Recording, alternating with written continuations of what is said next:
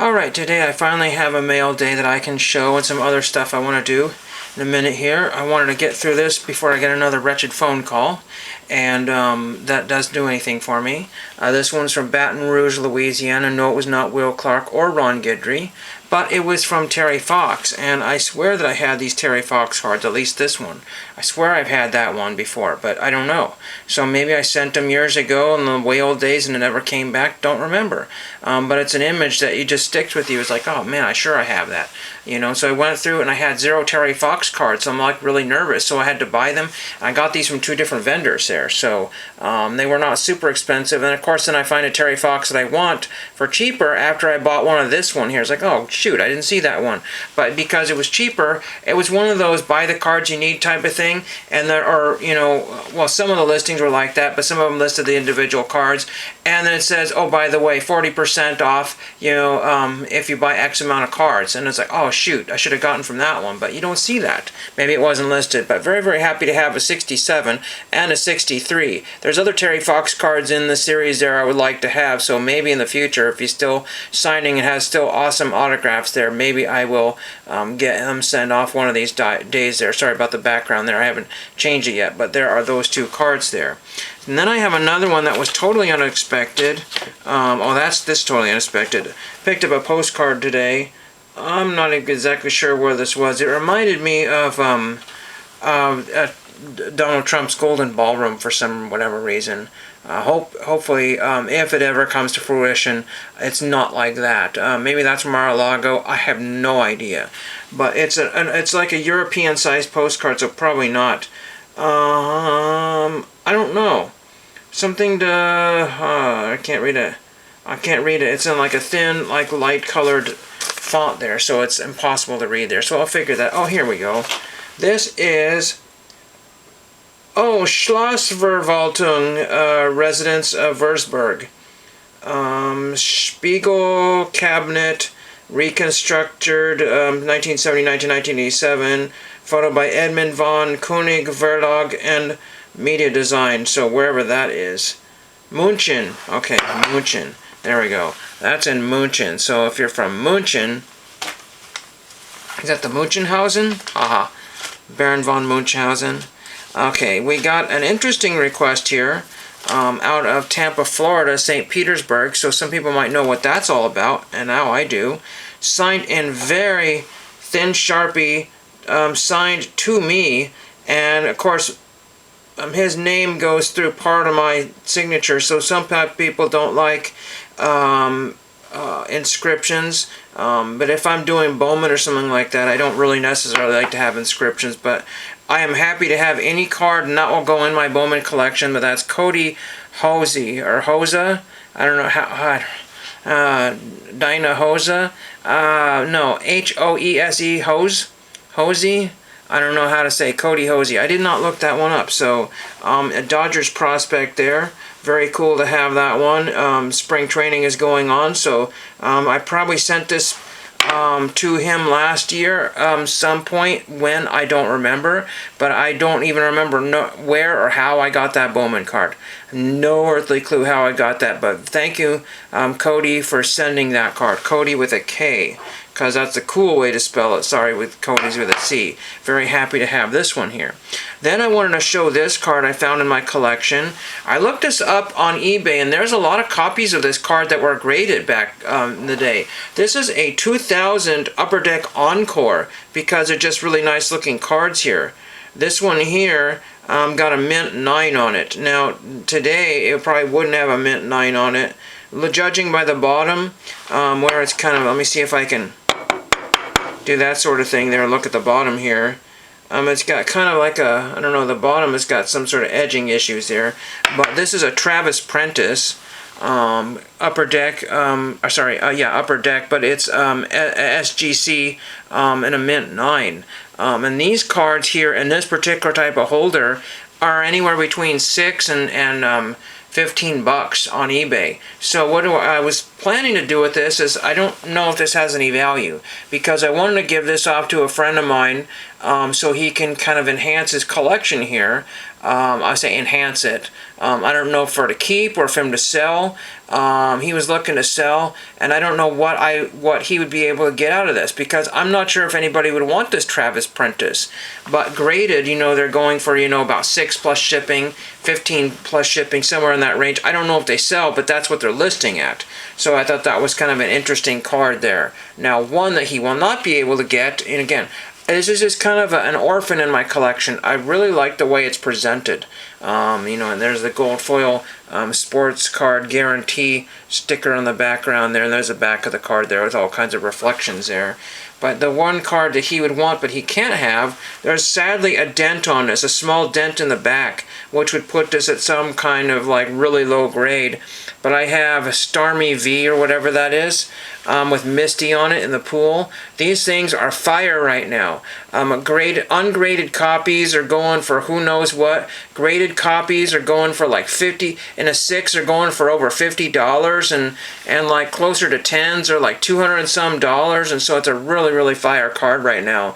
I have nothing in that, but that's one he can't have, because that would be squandered away and nothing would be gotten for it. Again, somebody would buy that, but again, there's kind of like you take like an object like a card saver and ding a card like that. That's what it looks like happened to that. It's like, oh man. Otherwise, we'd be talking about some serious dollars here. But this could be a $30 card the way it sets. Somebody would easily steal this for $10. Somebody said, I'll give you $10 for that in the first place. Yeah, not even knowing what it is. And again, in higher grades, so this would be a card that I would never be able to replace for cheap. So I'm very happy to have that card there. It's one I picked up a little bit ago. And then I wanted to show this here before I run out of time. And I've showed this. I know people are just showing all their quirky habits, glue sticking stamps and putting binders in boxes and squirting dust off their tables and all kinds of strange things that they're doing now. And I'm saving these.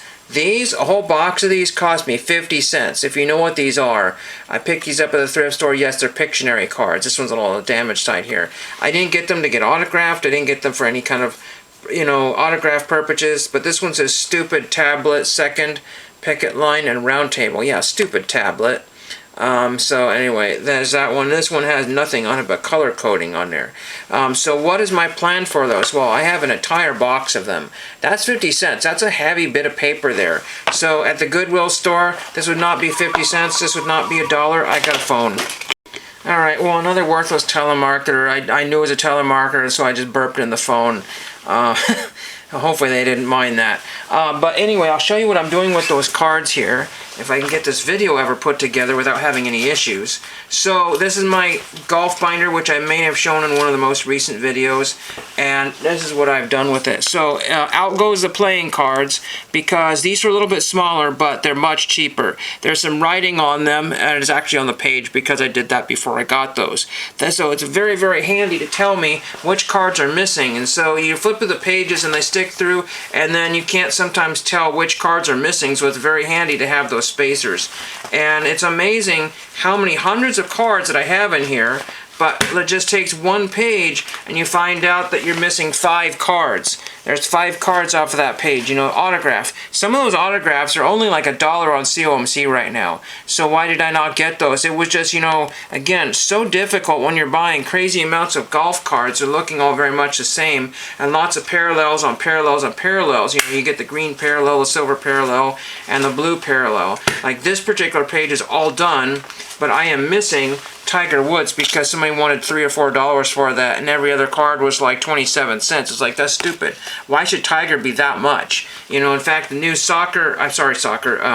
golf, Tiger's already back on the box. He's Mr. I haven't done anything in the last 5 years. He came back once, but that was way before. Again, I don't think he's playing anymore.